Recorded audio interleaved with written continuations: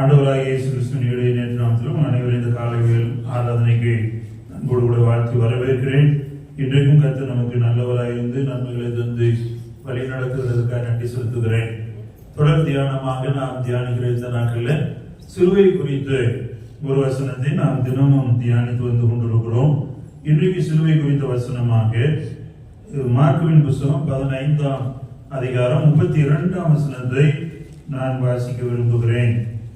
நாம் கண்டு விசுவாசிக்கத்தக்கதாக இஸ்ரவேலுக்கு ராஜாவாகிய கிறிஸ்து இப்பொழுது சிலுவையில் இருந்திருக்கட்டும் என்று சொல்லிக் கொண்டார்கள். அவருடைய கூட சிலுவையில் அறையப்பட்டவர்களும் அவரை நிந்தித்தார்கள். இயேசுவை சிலுவையில் இருந்து இறங்கட்டும் என்று ஜனங்கள் சொல்லுகிறார்கள். இந்த வசனங்களை நீங்கள் 27ஆம் வசனத்திலிருந்து படிப்பீர்கள் என்றால் உங்களுக்கு அந்த சூழ்நிலை புரியும். அவர்கள் 2 பக்கத்தில் 2 கலர்களை சிலுவையில் அடிக்கிறார்கள். அது வேத வசனத்தின் நிறைவேறுதல் என்று வேதம் தெளிவாய் சொல்லுகிறது.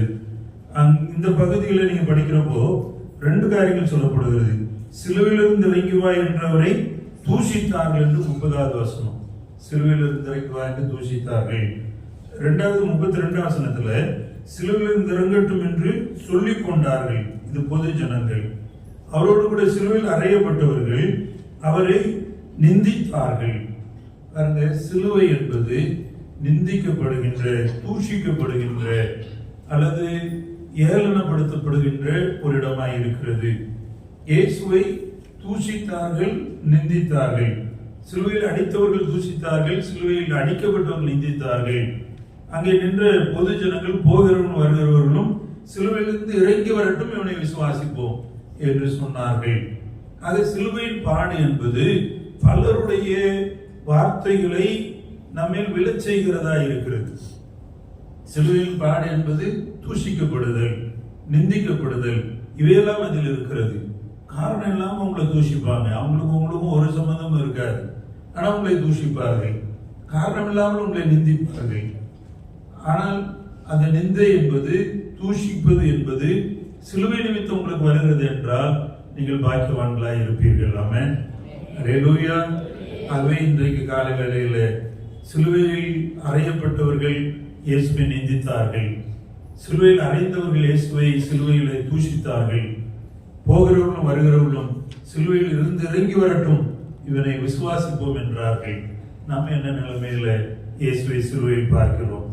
இயேசுவுக்காக இன்றைக்கு எந்த சிலுவை நாம் சுமக்கின்றோம்? தூஷிக்கப்படுகிற, நிந்திக்கப்படுகிற அல்லது சவால் விடப்படுகிற சிலுவை நாம் சுமக்கிறோமா என்பதை இந்த கால வேளையில சிந்தித்துக் கொள்வோம். தொடர் தியானமாக அப்போஸ்தலர் நடபடிகள் 16ஆம் அதிகாரத்தை இன்றைக்கு நாம் தியானிக்க அழைக்கப்படுகிறோம். இந்த பகுதி நமக்கு நன்றாய் தெரிந்த ஒரு பகுதி. அப்போஸ்தலர் 13ஆம் அதிகாரத்திலிருந்து பவுலுடைய மிஷனரி பயணம் ஆரம்பமாகிறது என்று நான் சொன்னேன். 13-14ஆம் அதிகாரத்துல பவுலுடைய மிஷனரி பயணத்துல முதல் மிஷனரி பயணத்தை நாம் பார்க்கின்றோம். 2வது மிஷனரி பயணம் 15ஆம் அதிகாரம் 36ஆம் வசனத்திலிருந்து ஆரம்பமாகிறது. பவுலும் பர்னபாவுமாக அவர்கள் புறப்பட்டு பல இடங்களுக்கு செல்லுகிறார்கள். அவர்கள் அந்தியோகியாவுக்கு போய் போகிற வழியிலே சபைகளை சந்தித்துக் கொண்டு செல்லுகிறார்கள். அந்தியோகியாவில் போய் ஊழியம் செய்கிற பொழுது சில யூதர்கள், கிரேக்கர்கள், பரிசேய சமயத்தவர்கள் சேர்ந்து விருத்த சேதனம் என்கின்ற ஒரு காரியத்தை அவர்கள் எதிராக பேசி ஒரு குழப்பத்தை அந்தியோகியா சபைக்குள்ளே உண்டு பண்ணுகிறார்கள். உண்டு பண்ணுகிறதுனால எருசலேமுக்கு பவுலும் பர்னபாவும் செல்ல வேண்டியதாகிறது. போய் எருசலேமிலே அவர்கள் முறையிட்டு அதற்கான விளக்கத்தை பெற்றுக்கொள்ள முயற்சிக்கிறார்கள். அங்கேயும் குழப்பம் உருவாகிறது. எருசலேமிலே குழப்பம் உருவாகிறது. பின்பு பவுல் பர்னபாவோடு வேறு ஒரு சிலரை எருசலேமில் இருந்து அந்தியோகியாவுக்கு அனுப்பி வைக்கிறார்கள். இவர்கள் திரும்ப அந்தியோகியாவுக்கு வந்து ஆண்டவருடைய ஊழியத்தை செய்ய ஆரம்பிக்கிறார்கள். நான் உங்களுக்கு ஏற்கனவே சொன்னேன், அந்தியோகியா என்பதுதான் மைய இடம். அங்கிருந்து புறப்பட்டு தான் மிஷனரி ஊழியர்களுக்கு இவர்கள் செல்லுவார்கள். 3 மிஷனரி பயணங்களை பவுல் செய்கிறார். கடைசியாக ரோம பயணம் என்று பவுலுடைய கடைசி பயணத்தை குறித்து நாம் சொல்லுவோம். இந்த 3 மிஷனரி பயணத்துல 13-14 முதல் மிஷனரி பயணம், 15ஆம் அதிகாரம் 36ஆம் வசனத்திலிருந்து 2வது மிஷனரி பயணம் ஆரம்பமாகிறது. அது 18ஆம் அதிகாரம் 22ஆம் வசனம் வரைக்கும் போகும். இது எல்லாமே பவுலுடைய 2வது மிஷனரி பயணம். இந்த 2வது மிஷனரி பயணத்துல பவுலும் பர்னபாவுமாக செல்லுகிறார்கள். செல்லுகிற பொழுது இந்த பிரச்சனைகளை பவுலும் பர்னபாவுமாக அவர்கள் கண்டுகொள்ளுகிறார்கள். இந்த 15ஆம் அதிகாரத்தை நான் நேற்றைய தினத்தில் தியானித்த பொழுது பவுலும் பர்னபாவும் பிரிகிறார்கள். பவுலும் சீலாவுமாக அவர் பிரிகிறதாகவும், பர்னபாவும் மார்க்கும் ஜான் மார்க்குமாக பிரிந்து அவர்கள் ஒரு பக்கம் சீப்புரு தீவுக்கு அவர்கள் செல்லுகிறார்கள். ஏனென்றால் பர்னபாவுடைய சொந்த ஊரு சீப்புரு தீவு. சீப்புரு தீவுக்கு பர்னபாவும் மார்க்குமாக புறப்பட்டு போகிறார்கள். பவுலும் சீலாவுமாக செபித்து காத்திருந்து சிசிலியா சீரியா பகுதிக்கு அவர்கள் புறப்பட்டு செல்லுகிறார்கள். இது பவுலுடைய 2வது மிஷனரி பயணத்தின் துவக்கம். இவை இப்படி பிரிந்து இவர்கள் செல்வது எதனால் என்பதை நான் நேற்றைய தினத்தில் உங்களோடு கூட பேசினேன். இன்னைக்கு 16ஆம் அதிகாரத்துல இவர்கள் செல்லுகிற இந்த பயணம் ஆண்டவருடைய ஆவியானவரால் தடை பண்ணப்படுகிறது. இவங்க போறது ஊழியத்துக்கு தான். ஊழியத்தை ஆரம்பிக்கிறார்கள். ஊழியத்தை ஆரம்பித்து போகிறவர்கள் இவங்க போகிற பயணத்துல தடை வருகிறது. நம்ம தடை என்ற உடனே என்ன சொல்லிடுவோம்? யார் கொண்டு வர தடைன்னு சொல்லுவோம்? பிசாசு என்று சொல்லுவோம். ஆனா இன்னைக்கு நீங்க இந்த பகுதியை வாசிக்கிற பொழுது உங்களுக்கு அது ஆச்சரியமா இருக்கும். நான் 16ஆம் அதிகாரத்துக்கு வருவோம். 16ஆம் அதிகாரத்துல இங்கே அப்போஸ்தலனாகிய பவுல் அங்கே இருந்து புறப்படுகிறார். அவர் புறப்பட்டு தெர்பைக்கும் லீஸ்திராவுக்கும் போகும்படி கிளம்புகிறார். அங்கே தீமோத்தேயு எனப்பட்ட ஒரு சீஷன் இருந்தான். இங்கே தீமோத்தேயுவை லூக்கா அறிமுகம் செய்கிறார். பவுலுக்கு இப்ப தீமோத்தேயுவை அறிமுகம் செய்கிறார்கள். தீமோத்தேயு பழக்கமாகிறார். இப்ப நீங்க இந்த பகுதியில் பாத்தீங்கன்னா பர்னபா மார்க்கை கூட்டு போறாரு. இதுக்கப்புறம் நீங்க பர்னபாவை குறித்து வேதாகமத்தில் எங்கேயுமே படிக்க முடியாது. அப்போஸ்தலர் நடவடிக்கைகள்ல சபை உருவாக அல்லது இந்த பவுல் சவுலாக இருந்த பொழுது இந்த பவுலை ஏற்றுக்கொள்ளாத அப்போஸ்தலரிடத்துல பவுலை ஏற்றுக்கொள்ளும்படி செய்தது யாருன்னா பர்னபா. பர்னபா இஸ் தி ரீசன். அவர் தான் கூட்டு வர்றாரு எருசலேமுக்கு. அப்போஸ்தலர்கள் சவுல் வர்றாரு எருசலேம் யூத ஆலயத்துக்கு வர்றாருன்னு சொல்லிட்டாங்க. நோ அந்த சபையை துன்புறுத்துற உள்ள இடம்லாம் கிடையாது என்று சொல்லுகிறார்கள். ஆனால் பர்னபா தைரியமாக அவரை கூப்பிட்டு கொண்டு வந்து அறிமுகம் செய்து வைக்கிறார். பவுலை அறிமுகம் செய்து வைத்த பர்னபா இந்த 15ஆம் அதிகாரம் அல்ல இந்த 16ஆம் அதிகாரத்துல அதுக்கப்புறம் ஒரு காணாமலே போய்விடுகிறார். பர்னபாவை குறித்து வேற எந்த செய்திகளையும் தொடர்ந்து வேதாகமத்தை நீங்க பார்க்க முடியாது. இது எதை நமக்கு கற்றுத்தருகிறது என்றால், ஒரு சில நேரங்களில் உங்களை ஆண்டவருக்குள் நடத்தினவர்கள், உங்களை ஆண்டவருக்கு கொண்டு வந்தவர்கள், உங்களை கொண்டு திருச்சபையில சேர்ந்தவங்க அப்படி ஒரு சில சொல்லிட்டு இருப்பாங்க. நான் தான் இவரை கொண்டு வந்தேன், நான் தான் இவரை கோயில் கொண்டு வந்தேன், நான் தான் இவரை ரட்சிப்புல கொண்டு வந்தேன். அப்படி சொல்லி கொண்டு இருக்க தேவையில்லை. அவங்க ஒரு நேரத்துல காணாம போகணும். காணாம போய் இயேசு மட்டும்தான் தெரியணும். இயேசுவை பின்பற்றுவது மட்டும்தான் புரியணும்.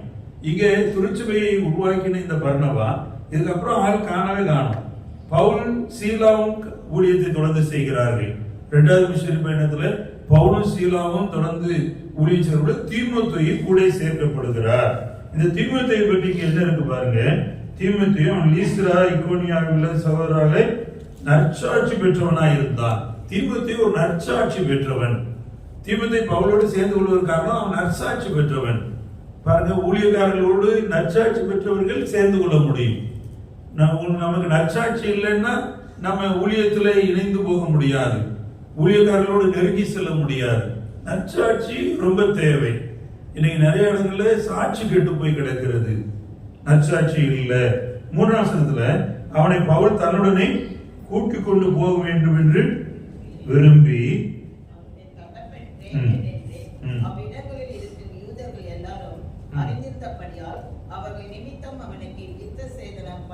பாருங்க, பவுலுடைய நிலைமையை பாருங்க, ஒரு ஊழியக்காரருடைய நிலைமை. இதுக்கு முந்தின அதிகாரத்துல விருத்த சேதனத்து நிமித்தம் தான் பெரிய பிரச்சனையே. விருத்த சேதனம் இல்லாதவர்கள் மத்தியில எப்படி நீர் போய் ஊழியம் செய்தீர்? விருத்த சேதனம் இல்லாதவர்கள் ரோமர்கள். ரோம போர் படை தளபதியாகிய கொர்நேலியு வீட்டுக்கு அப்போஸ்தலர் 10ஆம் அதிகாரத்துல பேதுரு போனாரு. அந்த போன பேதுரு தொடர்ந்து ஊழியம் செய்கிற பொழுது பவுல் எல்லாரும் இருக்கிறாங்க, பர்னபா எல்லாரும் இருக்கிற இடத்துல அந்த புறஜாதிகளோடு நல்லா சாப்பிடுகிறார், நன்றாய் பழகுகிறார், நன்றாய் இருக்கிறார். யூதர்கள் வந்தோடனே பேதுரு ரிவர்ஸ் அடிக்கிறார். அப்படி வந்து அந்த புறஜாதிகளோடு அவர் பழகுவதை பேசுவதை நிறுத்துகிறார். அப்ப பவுல் பேதுருவை கண்டிக்கிறார். இது நடக்கு. இங்க பவுலும் பர்னபாவும் தொடர் ஊழியத்துல அவர்கள் வருகிற பொழுது இந்த புறஜாதி மக்கள் வந்தவர்களை யூதர்கள் விருத்த சேதனம் இல்லை என்பதனால நீங்க ரட்சிக்கப்பட முடியாதுன்னு சொல்லி குழப்புகிறார்கள்.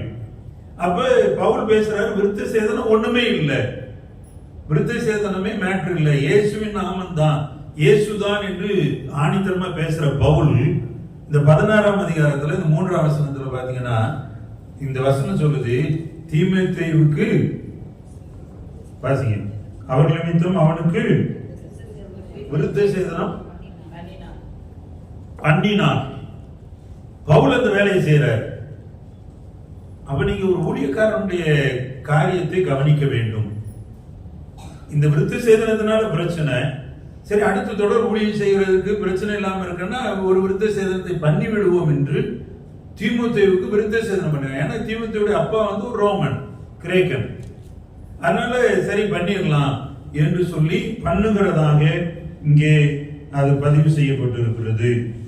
அவர் பட்டணங்கள் தோறும் போகையில் எருசலேமில் அப்போஸ்தலர் மூப்பராலும் விதிக்கப்பட்ட சட்டங்களை கைக்கொள்ளும்படி சபைகளுக்கு ஒப்புவித்தார்கள்.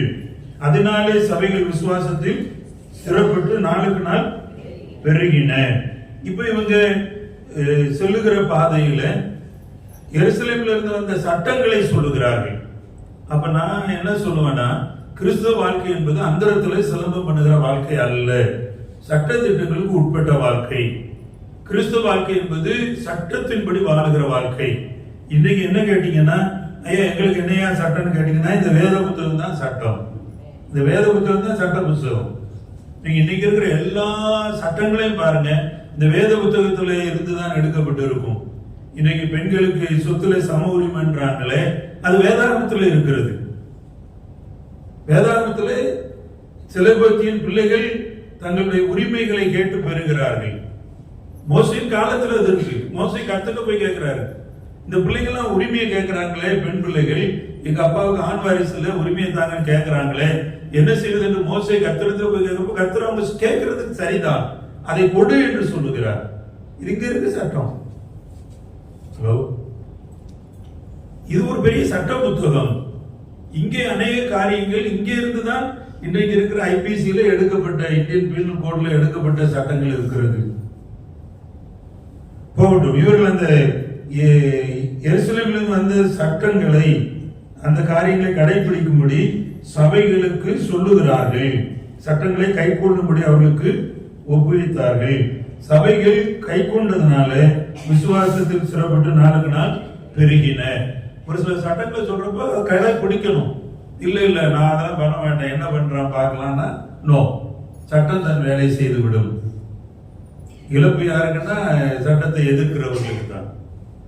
அதனால அதுல ரொம்ப கவனமா இருக்கணும். விசுவாசிகள் விசுவாசத்தில் ஸ்திரப்பட்டு நாளுக்கு நாள் பெருகணும். அந்த நிலைமைக்கு நீங்க போவதற்கு அது உதவணும். போக முடியலைன்னா ஏதோ கோளாறு, அதை சரி செய்யணும். சரி செய்து விட்டு தொடர்ந்து பயணிக்க வேண்டும். 16ஆம் அதிகாரம் 6ஆம் வசனம் ரொம்ப வித்தியாசமான ஒரு வசனம். வாசிங்க ஒருவர். அவர்கள்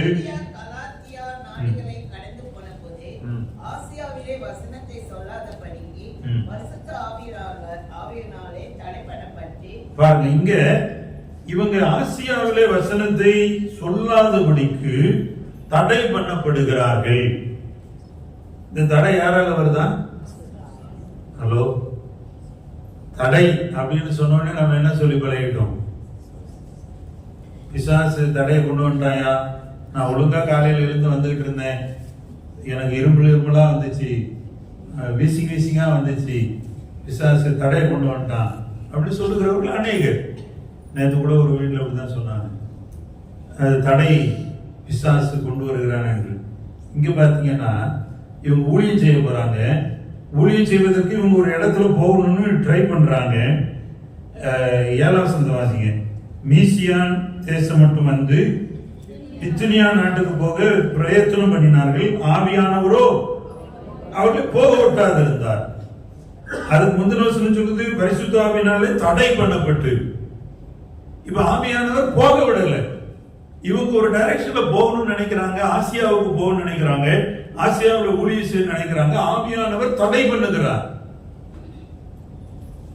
இதை நம்மளால பார்க்க முடியுதா? ஏற்றுக்கொள்ள முடிகிறதா? உங்க மனசுல ஆவியானவர் தடை பண்ணுகிறார் என்பதை ஏற்றுக்கொள்ள முடிகிறதா? விசுவாசிக்க முடிகிறதா? அப்படி ஒரு காரியம் நடந்தது என்பதை நம்ப முடிகிறதா? அதை தான் இன்னைக்கு நீங்க சரி பண்ணணும். ஆவியானவர் தடை பண்ணுகிறார். நிறைய நேரம் ஆவியானவர் நம்முடைய வாழ்க்கையில அநேக காரியங்களை நாம் செய்யக்கூடாது என்று நம்மை தடுப்பார். நமக்கு ஆவியானவர் நம்ம தடுக்கிறாருன்றது தெரியாம போய் எல்லாத்தையும் நம்ம என்ன நினைச்சிட்டோம், பிசாசு தடுக்கிறான்னு வேணும்னு தாண்டி தாண்டி செய்ய பழகிட்டோம். ஒரு பாவம் செய்யாதபடி ஆவியானவர் தடுப்பார். இல்ல இது வேண்டாம், இது இப்ப பண்ணாத, இது இப்ப பேசாத, இது இப்ப கேட்காத, உன் குடும்ப சமாதானம் கெட்டுக்கொண்டே இருக்கிறது, ஊழியக்காரனத்தில் வருகிறாய், இதை பற்றி இப்ப பேசாத, அமைதியா இரு, விட்டுருன்னு ஊழியக்காரன் மூலமாய் ஆண்டவர் பேசுவார். ஆவியானவர் அதை தடை பண்றாரு. ஆண்டவருடைய வார்த்தை இதை போதும், இதை இப்படி நிறுத்து, கொஞ்ச நாள் அமைதியா இரு என்று சொன்னால், ஒரு காரியத்தை செய்யாத என்று தடை என்று ஆவியானவர் சொன்னா கேட்கணும். நம்ம நிறைய நேரம் என்ன பண்ணுவோம், இது பிசாசு பண்றான், தடை பண்றான், தாண்டி போவோம் என்று சொல்லப்படுகிறதை தாண்டி செல்லுவோம். அப்ப மோசமான விளைவுகளை சந்திக்க வேண்டியது இருக்கும். இந்த பவுலும் பர்னபாவும் அல்லது பவுலும் சீலாவும் தீமோத்தேயுவும் இந்த இரண்டாம் மிஷனரி பயணத்தை ஆரம்பிக்கிற பொழுது, பவுலும் சீலாவும் தீமோத்தேயும் தான் ஒரு டீமா இப்ப போறதாக இந்த வேத பகுதி சொல்லுகிறது. இவங்க போகிற பொழுது ஆவியானவர் தடை பண்ணினார். தடை பண்ண உடனே நீங்க வாசித்து பாத்தீங்கன்னா இவங்க வேற டைரக்ஷன்ல போறாங்க. வேற டைரக்ஷன்ல போகும்படி ஆண்டவர் இவர்களை வழி நடத்துகிறார். எங்க போறாங்கன்னா ஆசியாவுக்கு போக நினைச்சாங்க. ஆசியாவுக்கு போகல, யூரோப்புக்கு, ஐரோப்பாவுக்கு போகிறார்கள். அதுக்கு ஆண்டவர் ஒரு காரியத்தை செய்கிறார். 9ஆம் வசனம், அங்கே ராத்திரியிலே ஒரு தரிசனம் உண்டாயிற்று. மாசிடோனியன் கால் என்று சொல்லுவார்கள். மக்கதோனியா அழைப்பு என்று இது சொல்லப்படும். இந்த மாசிடோனியன் கால் என்பது பவுலுடைய வாழ்க்கையில் ஒரு திருப்பு முனை என்று சொல்லப்படுகிறது உண்டு. மக்கதோனியா சபைக்கு வந்து கிறிஸ்துவை பற்றி அறிவிக்க வேண்டும். மக்கதோனியாவில் இருக்கிற மக்கள் ஆண்டவருடைய அன்பை பெற வேண்டும்.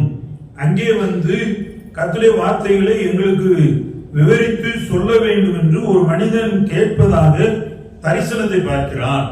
10ஆம் வசனத்துல அந்த தரிசனத்தை அவன் கண்டபோது, மக்கதோனியாவிற்கு அவர்களுக்கு சுவிசேஷத்தை அறிவிக்கும்படி கர்த்தர் எங்களை அழைத்தார் என்று நாங்கள் நிச்சயித்துக் கொண்டு உடனே மக்கதோனியாவுக்கு புறப்பட்டு போக பிரயத்தனம் பண்ணி துரோவாவிலே கப்பல் ஏறி சாமத்ரோகோ தீவுக்கு மறுநாளிலே நெயாப்பொலி பட்டணத்துக்கும் நேராய் ஓடி அங்கே இருந்து மக்கதோனியா தேசத்து நாடுகளில் ஒன்றுக்கு தலைமையானதும் ரோமர் குடியேறியதுமான பிலிப்பி பட்டணத்துக்கு வந்து அந்த பட்டணத்தில் சில நாள் தங்கியிருந்தோம். இந்த மாசிடோனியன் கால் யூரோப்புக்கு, ஐரோப்பாவுக்கு பவுலை அழைத்து செல்கிறது. பவுலும் சீலாவும் தீமோத்தேயும் இப்ப ஐரோப்பாவுக்கு போறாங்க. ஆசியாவுக்கு போக நினைச்சாங்க. ஆண்டவர் ஆசியாவுக்கு போக தடுத்தார். ஐரோப்பாவுக்கு அனுப்பினார். ஆண்டவர் அனுப்புற இடத்துக்கு போறாங்க. இப்ப இதுல சொல்லப்பட்ட ஊர்கள்லாம் இன்னும் யூரோப்ல இருக்கு. இந்த பிலிப்பி என்கிற பட்டணத்துக்கு வந்தார்கள். பிலிப்பி என்கிற பட்டணம் எதுன்னு தெரியுதா உங்களுக்கு? அந்த பட்டணத்தின் மக்களுக்கு தான் பிலிப்பியர் நிருபம் எழுதப்பட்டது. பிலிப்பியர் நிருபத்தை சிறையில் இருந்து எழுதுகிறார். அந்த நிருபம் இந்த பிலிப்பி பட்டணத்தில் இருக்கிற விசுவாசிகளுக்கு எழுதப்பட்டது. இந்த பிலிப்பி பட்டணத்தில் வந்து சில நாள் தங்கியிருந்து ஊழியம் செய்கிறார்கள். இங்கே நடந்த ஒரு சில காரியங்களை நாம் தொடர்ச்சியாக பார்க்க போகிறோம். 13ஆம் வசனத்தை வாசிங்க.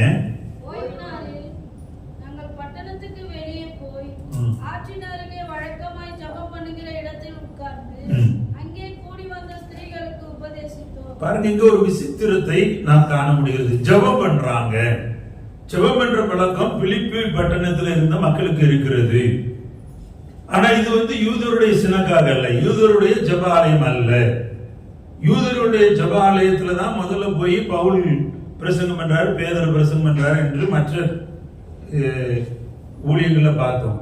ஆனா பிலிப்புக்கு வர்றப்ப பிலிப்பி பட்டணத்துல அங்கே யூதருடைய ஜெபாலயம் இல்லை. இவங்க எங்க கூடிட்டு இருக்காங்க? ஆற்றின் அருகே. சர்ச்சே இல்லை, பில்டிங்கே இல்லை, ஆற்றின் அருகே கூடுகிற ஜெபம். ஒரு சபை எப்படி ஸ்தாபிக்கப்படுகிறது என்பது இங்க சொல்லப்படுகிறது. ஆற்றின் அருகே கூடி ஜெபிக்கிறார்கள். பொதுவாக யூதர்களுடைய சினகாக் என்று சொல்லுவோம், யூதருடைய செபாலயத்துல ஆண்கள் மட்டும்தான் அனுமதிக்கப்படுவார்கள், பெண்கள் உள்ள அனுமதிக்கப்படுவதில்லை. ஒரு 10 ஆண் இருப்பார் என்றால் ஒரு யூதருடைய ஜெபாலயம் உருவாக்க முடியும். அங்க ஆண்கள் தான் எல்லா பணிகளையும் செய்வார்கள், பெண்கள் அனுமதிக்கப்படுவது இல்லை. ஆனா மாறாக இங்கே பிலிப்புக்கு வந்தப்போ இந்த பவுல், சீலா மற்றும் தீமோத்தேயு கூட வர்றாங்க. வரப்ப என்ன பாக்குறாங்கன்னா, இவங்க ஜெபம் பண்றவங்களா இருக்காங்க. ஆனா எங்க ஜெபம் பண்றாங்கன்னா ஒரு சர்ச் இல்ல, ஆற்றின் அருகே கூடி ஜெபிக்கிறார்கள். ஓய்வு நாளில், அந்த வசனத்தை நீங்க படிச்சீங்கன்னா அது நல்லா இருக்கும். ஓய்வு நாளில் பட்டணத்துக்கு வெளியே போய் ஆற்றின் அருகே வழக்கமாய் ஜெபம் பண்ணுகிற இடத்தில். அப்ப அவங்களுக்கு வழக்கமா ஜெபம் பண்ற ஒரு வழக்கம் இருந்தது ஓய்வு நாளிலே. அப்படியே அங்க ஜெபிக்கிற இடத்துல இவங்க போய் அவர்களோடு ஸ்திரீகளோடு கூட உட்கார்ந்து ஆண்டவரை ஆராதிக்கிறார்கள். அப்ப இவங்க உபதேசிக்கிறார்கள். இந்த பிலிப்பி பட்டணத்துல 2 முக்கியமான காரியம் நடைபெறுகிறது, 2 பெண்கள் மூலமாக. முதல்ல யாரை பார்க்கிறோம்னா, வேகமாய் 14 வசனத்தை படிப்போம். அப்பொழுது தியத்ரா ஊராலும் ரத்தாம்பரம் இருக்கிறவளும் தேவனை வணங்குகிறவளுமாகிய லீதியாள் என்னும் பெயரில் ஒரு ஸ்திரீ கேட்டுக் கொண்டிருந்தால், பவுல் சொல்லியவர்களை கவனிக்கும்படி கர்த்தர் அவள் இருதயத்தை திறந்தருளினார். பவுல் சொல்லுகிறதை கேட்கும்படி கர்த்தர் திறந்தருளினார். பாருங்க, இதை நான் நிறைய நேரம் நினைக்கிறது உண்டு. நம்ம எவ்வளவுதான் பிரசங்கம் பண்ணாலும், எத்தனை மணி நேரம் தான் ஜெபித்து காத்து கிடந்து ஆண்டோடைய வார்த்தை கொண்டு வந்தாலும், நிறைய நேரம் ஆண்டோடைய வார்த்தை மக்களுக்கு போதிக்கப்படுகிற போது மக்கள் மனம் மாறுவதில்லை, மக்கள் தங்கள் வாக்கை மாற்றிக்கொள்வதில்லை. நம்ம சபையிலேயே எடுத்துக்கோங்களேன், நான் பல நேரம் சொல்லிக்கிட்டு இருக்கேன், கோயிலுக்கு வரப்ப பைபிளை தூக்கிட்டு வாங்க. இன்னைக்கும் சர்ச்சுக்குள்ள பைபிளை தூக்காம வெறுங்கையா வர்ற நிறைய பேர் இருக்காங்க. தினமும் வீட்டுல ஜெபம் பண்ணுங்க, 2 பேர் கணவன் மனைவி பிள்ளை அப்படியே ஜெபம் பண்ணுங்க, ஒரு 5 நிமிஷம் ஜெபம் பண்ணுங்கன்னு சொல்றோம். எவ்வளவு பேர் ஜெபம் பண்றாங்க? நிறைய பேர் ஜெபம் பண்றதே இல்லை. வேதத்தை காலையில எழுந்து ஒரு 5 நிமிஷம் வாசிங்கன்னு சொல்றோம்னா, ஒரு 4 அதிகாரத்தை வாசின்னு சொல்லல, 1 மணி நேரம் வாசின்னு சொல்ல, ஒரு 5 நிமிஷம் வாசின்னு தான் நான் சொல்றேன். சின்ன ஆரம்பம். எத்தனை பேர் செய்யறோம்? எவ்வளவு சொன்னாலும் கர்த்தருடைய ஆவியானவர் செயல்பட்டால் ஒழிய எதுவுமே நடக்காது. இது என்னுடைய பெரிய அனுபவத்தில் நான் கண்டது. இங்க லீதியாள் என்கிற இந்த பெண்ணுக்கு, லீதியாள் என்கிற பெண்ணுடைய பெயர் இங்கிலீஷ்ல லிடியா. லீதியாள் என்கிற பெயர் தான் பிலிப்பி பட்டணத்துல முதல் பெண்ணாக சந்திக்கப்படுகிறார். இந்த லீதியாளுடைய இருதயத்தை கர்த்தர் திறந்தருளினார். அப்ப ஆண்டோடைய ஆலயத்துக்கு வரப்போ உங்க இருதயம் திறக்கப்படும். இருதயம் திறக்கப்படுதுன்னா நீங்க செய்யற தவறுகள், நீங்க செய்கிற தப்பான காரியங்களை ஆண்டவர் உணர்த்துகிற பொழுது அதை கரெக்ட் பண்ணணும். இது ஊழியம், தேவனுடைய பிரசன்னம் இருக்கிற ஒரு காரியம், தேவனுக்கு அடுத்த காரியங்களை செய்கிற காரியம். இதுல உங்க இருதயம் திறக்கப்பட்டு இருதயம் மாற்றத்துக்கு உட்படணும். தேவ வசனம் உங்க இருதயத்துல கிரியை செய்யணும். கிரியையே இல்லாம இசை போல இருந்து விடுவோம், நான் இப்படிதான் இருப்பேன் என்று இருந்தால் அதுக்கு வேற வசனம் இருக்கு. அடிக்கடி கணிந்து கொள்ளப்பட்டோம் அப்படி வசனம் ஒண்ணு இருக்கு, டேஞ்சரான வசனம். அதுக்கு நம்ம போயிடக்கூடாது. ஆகவே நாம் கவனமா இருக்க வேண்டும். தேவ சமூகத்தில் வருகிறவர்கள் ஆற்றின் அருகே இருக்கிறாங்க, அங்கே தேவன் இருதயத்தை திறந்துள்ளார். அவளுடைய வீட்டாரும் அவளும் ஞானஸ்நானம் பெற்ற பின்பு அவள் என்ன சொல்றான்னா, என் வீட்டிலே வந்து தங்கியிருங்கள் என்று அவள் வரிந்து கேட்டுக்கொண்டாள். அவங்க போய் அங்கே அவளோடு தங்குகிறார்கள். இப்ப என்ன நடக்குன்னா, 2வது ஒரு பெண்ணை அறிமுகம் பண்ணுகிறார் லூக்கா. இவங்க ஜெபம் பண்ணுகிற இடத்துக்கு போகையில் குறிச்சொல்ல ஏவுகிற ஆவியை கொண்டிருந்து குறி சொல்லுகிறதுனால் தன் எஜமான்களுக்கு மிகுந்த ஆதாயத்தை உண்டாக்கின ஒரு பெண் எங்களுக்கு எதிர்பட்டாள். அவர் பவுலையும் எங்களையும் பின்தொடர்ந்து வந்து, இந்த மனுஷர் உன்னதமான தேவனுடைய ஊழியக்காரர், ரட்சிப்பின் வழியை நமக்கு அறிவிக்கிறவர் என்று சத்தமிட்டால்.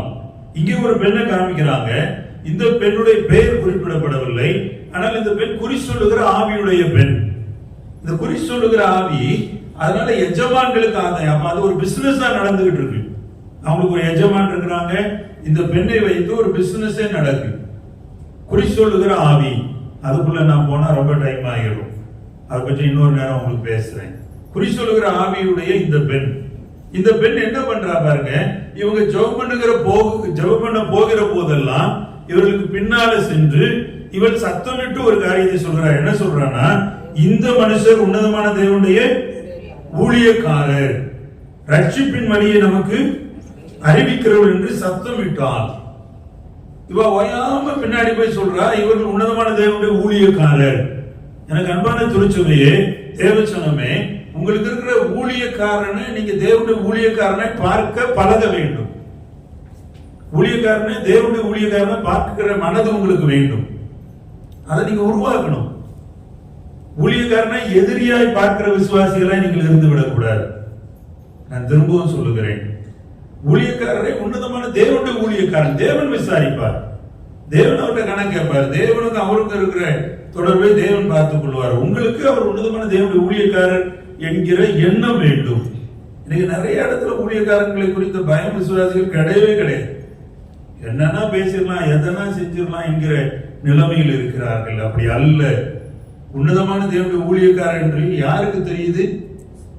இந்த பெண் யாரா? குறி சொல்லுகிற ஆவியை விட ஒரு பிசாசு பிடிச்ச பெண் நம்ம பாஷையில சொல்லலாம்.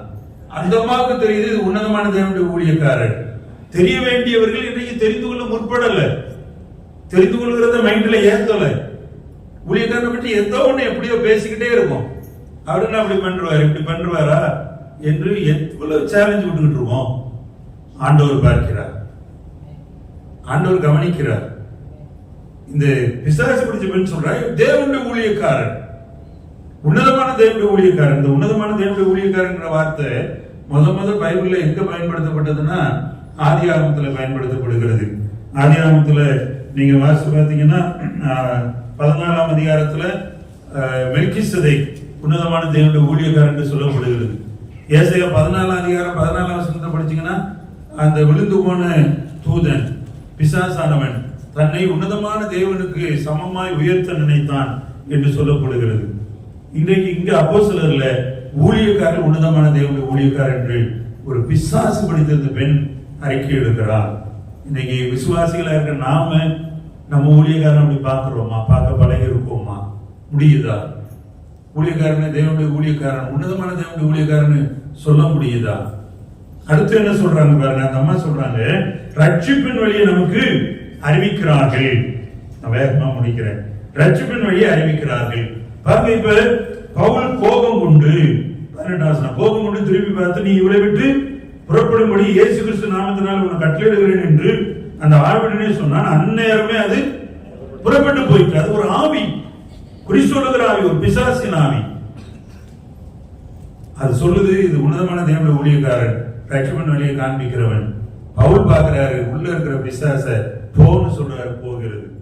இப்ப அடுத்து ஒரு பெரிய பிரச்சனை அந்த பிலிப்பு பட்டணத்தில் நடைபெறுகிறது. என்னன்னா, இந்த அற்புதம் நடந்த உடனே, இந்த பெண் பிசாசிலிருந்து விடுதலை பெற்ற உடனே அந்த எஜமான்களுக்கு ஆதாயம் இல்லாம போயிடுச்சு.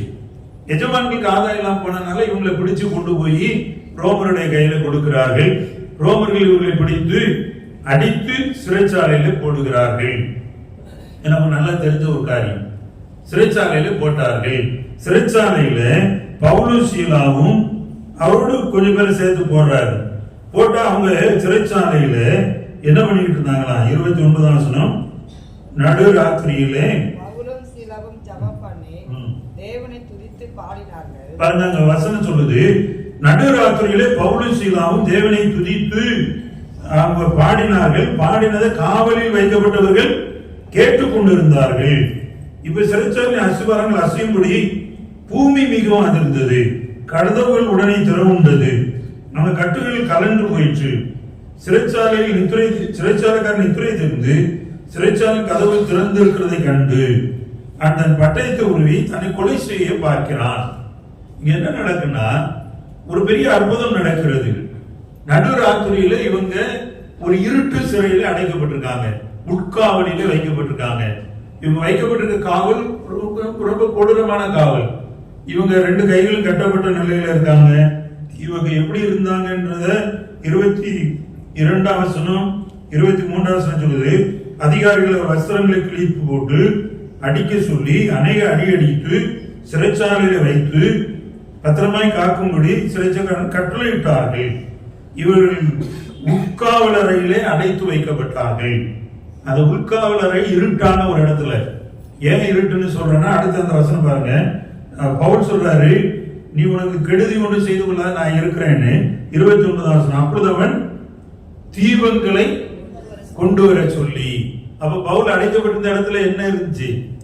இருட்டு தான் இருக்கு. தீபங்கள் அப்பதான் எடுத்துட்டு போறாங்க. இந்த இருட்டு அறைக்குள்ள உட்கார்ந்து இவங்க ஜெபிக்கிறாங்க, இருட்டு அறைக்குள்ள உட்கார்ந்து துதிக்கிறாங்க. எனக்கு அன்பான சகோதர சகோதரிகளே, பவுல் சீலாவும் செய்த காரியத்தை பாருங்க. இப்ப இன்னொன்னு நான் பதிவு பண்ணிடுறேன். பவுல் சீலா என்ற உடனே நிறைய பேர் நினைச்சுக்கிட்டு இருக்காங்க, பவுல் ஆண், சீலா என்பது பெண்ணு. இன்னைக்கு நம்ம நிறைய சீலா பெண்களா தான் இருக்காங்க. ஆனா பவுல் சீலா ரெண்டு பேருமே ஆண் தான். பவுலும் ஆண், சைலஸ் என்பதுதான் சீலா என்று மொழிபெயர்க்கப்பட்டிருக்கிறது. ஆங்கிலத்தில் சைலஸ் என்று இருக்கிறது. பவுலும் சீலாவும் ஆண்கள் தான், ரெண்டு பேரும். கூட தீமோத்தேயு இருக்காரு. இவங்களோட இந்த ஆட்சியில ஜெபம் பண்ணவங்களும் இருக்காங்க. அங்க பவுல் சொல்ற பதில பாருங்களேன். 28 பவுல் மிகுந்த சத்தமிட்டு, நீ உனக்கு கெடுதி ஒன்று செய்து கொள்ளாதே, நாங்கள் எல்லாரும். அப்ப நிறைய பேர் அங்க இருக்காங்க. அடைக்கப்பட்டது வெறும் பவுல் சீலா இல்ல, நாங்கள் எல்லாரும் நிறைய பேர் கூட இருக்காங்க. எல்லாரும் அடைக்கப்பட்டவர்கள் சாட்சிகளாய் மாறினார்கள். சாட்சிகளாய் மாறின உடனே இந்த சிறைச்சாலைக்காரன் வந்து கேட்கிறான், ஆண்டவன்மாரே, ரட்சிக்கப்படுவதற்கு நான் என்ன செய்ய வேண்டும்? இதே தான் அந்த பிசாசு பிடிச்ச இந்த பெண் சொல்றார். ரட்சிப்பின் வழியை நமக்கு அறிவிக்கிறவர்கள். ரட்சிக்க பிறகு என்ன செய்யணும்? எனக்கு அன்பான சகோதர சகோதரிகளே, இந்த லெந்து நாட்களில் ரட்சிக்கப்படுவதற்கு நீங்க என்ன செய்ய விரும்புறீங்க? என்ன செய்ய முயற்சிக்கிறீங்க? கண்களை மூடி, ஆண்டவரே, ரட்சிப்புக்கு ஏற்ற காரியங்களை நாங்கள் சிந்திக்க, செயல்படுத்த எங்களுக்கு உதவி செய்யும். ரட்சிப்பின் திட்டத்தை புரிந்து முன்னேறி செல்ல எங்களுக்கு பலன் தாரும். பவுல், சீலா, தீமோத்தேயு இந்த உலகினுடைய ஊழியம் பிலிப்பு பட்டணத்தில் ஒரு சபை உருவாக்கினது, ஒரு புது சபை கட்டி எழுப்பப்பட்டது. உன்னதமான தேவனுடைய ஊழியர்கள் ரட்சிப்பின் வழி அறிவிக்கிறார் என்பது வெளிப்படுத்தப்பட்டது. அதற்காக நன்றி சொல்கிறோம். தொடர்ந்து ஆசீர்வதியும். இயேசுவின் நல்ல நாமத்தில் ஜெபிக்கிறோம் பிதாவே. ஆமென், ஆமென். அமர்வோம்.